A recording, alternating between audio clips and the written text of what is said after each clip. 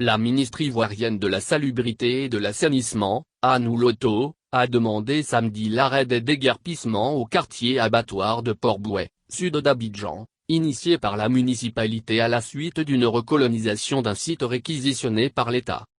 Moi, je vous demande de me faire confiance, on n'a qu'à tout arrêter, a déclaré Madame Annou Loto, indiquant que le maire qui évoque une reconstruction sur le site, est d'accord pour arrêter le déguerpissement. Donc, de part et d'autre, on va laisser tout tomber pour le moment. Devant les populations, visiblement en détresse, elle a assuré que la semaine prochaine, il allait être trouvé un jour, afin que le porte-parole des victimes, les députés, le maire, le district et le ministre du pétrole, de l'énergie et des énergies renouvelables Abdourahmane Cissé, un fils de la cité, regarde au fond du problème. Ce que nous allons trouver comme solution, je suis sûr que ça sera dans votre intérêt, mais ça ne sera pas à vos conditions, a relevé Madame Annou Loto, ajoutant tout le monde va être toutefois content à la fin, car on ne peut pas mettre des familles à la rue du jour au lendemain. Elle a fait savoir que tout ce que le gouvernement fait, c'est pour les populations et non contre les populations.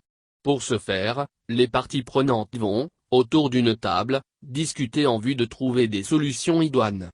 En attendant, elle a invité les populations à une opération de nettoyage du site.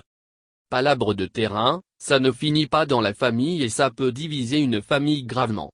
Or le président Ouattara ne veut pas de palabres entre les Ivoiriens et les populations qui vivent en Côte d'Ivoire, a-t-elle dit. Vous avez bien fait de m'appeler M. Le ministre, Abdourahmane Cissé, a lancé Madame Annou Loto qui veut également associer le ministère de la Construction et le district d'Abidjan, notamment impliqué dans ce déguerpissement, pour chercher la solution. Surnommée Maman Bulldozer pour ses opérations de déguerpissement, la ministre Annou Loto, a dit sachez que mon bulldozer, il a un cœur. C'est le bulldozer d'Alassane Ouattara, il a un cœur, il a des yeux et des oreilles pour écouter. Donc, on ne casse pas les choses au hasard. Je casse avec le cœur dans l'intérêt des populations, a-t-elle laissé entendre, avant d'ajouter qu'actuellement, son département se concentre sur les zones à risque, où les inondations peuvent causer des dégâts et tuer. Selon la mairie, via son représentant, il y avait des tentatives de morcellement pour venir reconstruire. C'est pourquoi des forces de l'ordre ont été déployées sur le site pour déguerpir les populations revenues sur le site. En 2018, le district d'Abidjan a engagé une opération de déguerpissement sur le site situé à proximité du cimetière de Port-Bouët, obligeant certaines familles à y trouver refuge, entre-temps. Et ce, afin que l'État récupère cet espace public. Bandé Karamoko, conseiller municipal et président des déguerpis du quartier abattoir, estime que tous les arguments avancés par le district étaient en réalité des arguments fallacieux utilisés pour venir exproprier une population pour ces terres, vu la présence d'opérateurs économiques sur le site. Le district d'Abidjan a fait irruption en 2018, sur des arguments selon lesquels le site serait une zone inondable et les populations habiteraient sur les canalisations d'eau usée et les populations habiteraient sous des pylônes à haute tension, a-t-il rappelé. Pour ce faire, nous avons donné de la voix et dénoncé cette forfaiture et pris attache avec les autorités, parce que c'est un site qui date des années 60, nos parents y étaient, et nous avons des titres de propriété, a soutenu M. Bandé. Nous avons été déguerpis par le district d'Abidjan, cependant on ne sait pas en quoi le maire réclame la propriété du site, a affirmé M.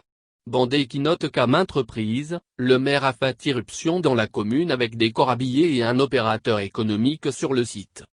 Il est illégal parce que ces déguerpisseurs n'étaient munis d'aucun mandat et les corps habillés ont été réquisitionnés de façon frauduleuse, juge-t-il, rapportant qu'il y avait pratiquement 4 cargos de militaires et à chaque fois le maire envoie des corps habillés et nous nous opposons.